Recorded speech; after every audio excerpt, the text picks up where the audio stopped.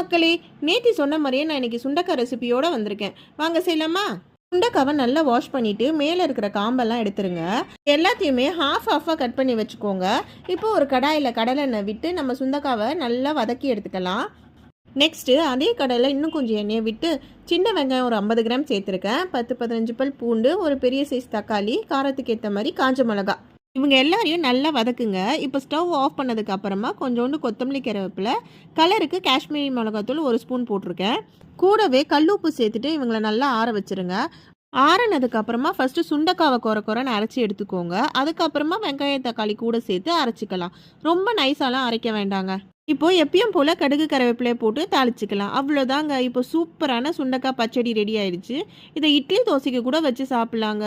யாருக்கெல்லாம் கேரளா ரெசிபிஸ் பிடிக்குமோ அவங்களாம் ஒரு லைக், ஷேர் அண்ட் சப்ஸ்கிரைப் பண்ணிக்கோங்க மக்களே. யம்மியான கேரளா ஸ்டைல் பச்சை பயிறு கறி is on the way. Bye.